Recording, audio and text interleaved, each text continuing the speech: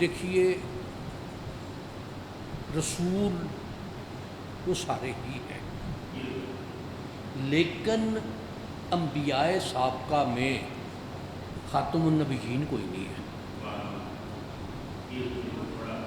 اب یہ چیز دیکھیں کہ نبی کریم صلی اللہ علیہ وآلہ وبارک وسلم کا خاتم النبیین کی حیثیت سے آنا، یہ سب رسولوں میں ایک خاص کیفیت ہے۔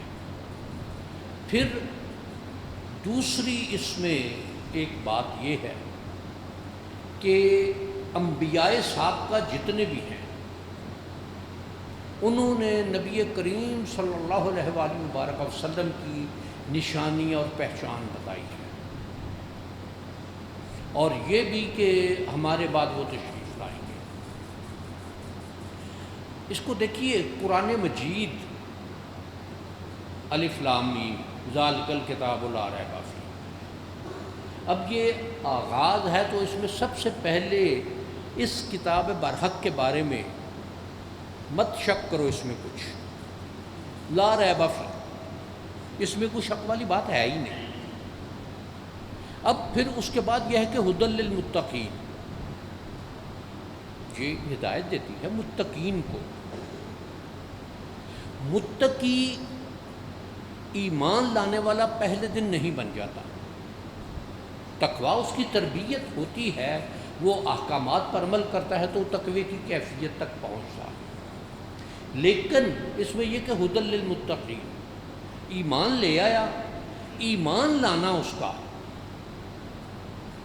یہ اس فرد کا اور اللہ کے رسول صلی اللہ علیہ وآلہ وبارک وسلم کا معاملہ ہے کہ انک لا تہدی من احببت ولکن اللہ یہدی من یشاء، کہ یا رسول اللہ صلی اللہ علیہ وآلہ وبارک وسلم آپ جسے پسند فرماتے ہیں، آپ کو جو اچھا لگتا ہے، یا آپ جس کے بارے میں اللہ کی بارگاہ میں گزارش پیش کرتے ہیں تو اسے ہدایت آپ نہیں فرماتے ہیں، بلکہ اللہ تعالیٰ فرماتا ہے جیسے وہ چاہتا ہے۔ اب یہ ایک کیفیت آ گئی۔ پھر وہ جو خاتم النبیین ہونے کے حوالے سے ہے کہ لا تعذبہم، کہ تو ان کو عذاب نہیں دے گا، اس لیے کہ یا رسول اللہ صلی اللہ علیہ وسلم آپ ان میں موجود ہیں، کہ اللہ انہیں عذاب نہیں دے گا۔ اب عذاب اس کائنات میں نہیں آئے گا کہ اللہ کے رسول ان میں موجود ہیں۔ اس کو دوسری ایک چیز دیکھیے، بلکہ اگلی ایک بات دیکھیے کہ سابقہ انبیاء کرام، کیا کسی جگہ دعوے سے کہا جا سکتا ہے کہ یہ فلاں پیغمبر کی قبر ہے یا فلاں رسول کی قبر ہے؟ یہ کہیں نہیں ہے، صرف نبی کریم صلی اللہ علیہ وآلہ وبارک وسلم کی قبر مبارک موجود ہے۔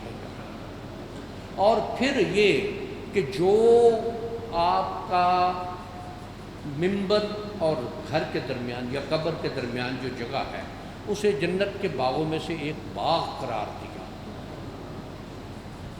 باقی اب روایات ہیں کہ بہت سے انبیاء کرام ہیں جن کی بیت المقدس میں قبریں ہیں، بہت سے انبیاء کرام ہیں جن کی خانہ کعبہ میں قبریں ہیں، لیکن اس کو سرٹن تو نہیں کیا جا سکتا۔ اندازے ہیں نا یہ، یا روایات ہیں، تو وہ روایات صحیح ہو بھی سکتی ہیں، نہیں بھی ہو سکتی، کہ ان کی قبریں ہو سکتی ہیں۔ لیکن جو چیزیں احادیث مبارکہ سے واضح ہیں کہ جب نبی کریم صلی اللہ علیہ وآلہ وبارک وسلم سفر معراج پر گئے ہیں تو پہلا پڑاؤ بیت المقدس ہے، پھر یہ کہ آپ نے انبیاء کرام کی نماز کی امامت فرمائی ہے،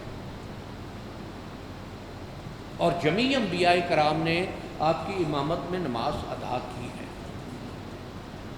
امامت کے لیے شرط یہ ہے کہ جو موجود لوگوں میں سب سے افضل ہو وہ جماعت کے لیے کھڑا ہو۔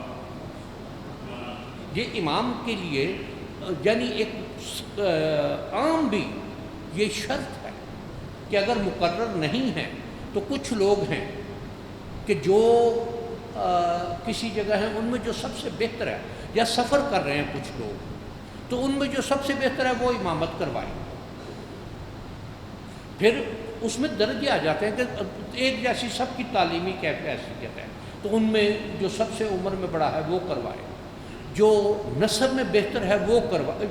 یہ پھر مختلف کیٹیگریز کے، اگر ان تعلیم کے معاملات میں، عمر کے معاملات میں، اسٹیٹس کے معاملات میں یہ پھر کیٹیگریز آگے آ جاتی ہیں کہ یہ اگر یہ نہیں تو یہ نہیں تو یہ نہیں تو یہ، پھر اس میں۔ اور اگر تمام لوگ ایک ہی نسب سے ہیں، ایک ہی ہم عمر ہیں، تقریباً ایک ہی طرح کی تعلیم، یا سارا کچھ ان میں ایک ہی ہے، پھر جس کو جو زیادہ پسند کرے اس کو کھڑا کر دینا۔ اور جب نبی کریم صلی اللہ علیہ وآلہ وبارک وسلم نے بیت المقدس میں امامت فرمائی ہے، تو پھر اس وقت کوئی بھی دوسرا دعوے دار نہیں ہے۔ تو یہ ایک سب کا اس کو تسلیم کرنا بھی ہے کہ آپ سب سے افضل ہیں۔ اب ایک شے دیکھیے کہ مدینہ منورہ میں یہود کا آباد ہونا وہ اس لیے تھا کہ ان کے پاس نشانیاں تھیں، اور جس طرح قرآن مجید میں بھی ارشاد ہے کہ تم اپنے سرکار صلی اللہ علیہ وسلم کو اس طرح پہچانتے ہو جیسے اپنے بیٹے کو۔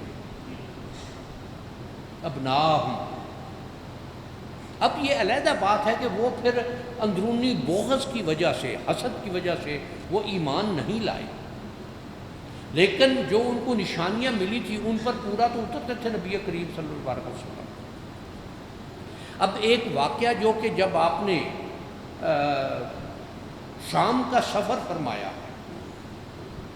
تو وہ جو بحیرہ راہب اپنی خانقاہ سے نکل کے آیا اور اس نے پوچھا کہ تم میں نبی کون ہے، اللہ کا رسول کون ہے؟ کہ نہیں، ہم میں تو کوئی نہیں ہے۔ کہ یہ بچہ کس کے ساتھ ہے؟ اور آپ کی عمر مبارک 12 سال ہے اس وقت۔ اب یہ شے دیکھیے کہ اس عیسائی نے، راہب نے پہچانا۔ اب پہچانا کیسے اس نے؟ کہ ظاہر ہے کہ اس وقت تک وہ جو دین پر قائم تھے وہ اپنی عبادت کہ اس نے کہ جی میں نے ہواؤں کی لہروں کو، ریت کے ذروں کو، درختوں کے پتوں کو استقبالیہ کلمات کہتے ہوئے سنا۔ تو یہ جو پہچان ہے، یہ جو مقام ہے، یہ جو منصب ہے، یہ نبی کریم صلی اللہ علیہ وسلم ہے اور کسی کا نہیں۔ اور یہ ایسا منصب ہے، ایسا مقام ہے کہ یہ ایک نے کہ یہ پورے لوگ بیٹھے ہوئے ہیں، ایک ہے جو ان میں اوپر والی کرسی پر، بڑے تخت پر، خوبصورت کرسی پر بیٹھا ہوا ہے، اور سارے اس کے سامنے مؤدب۔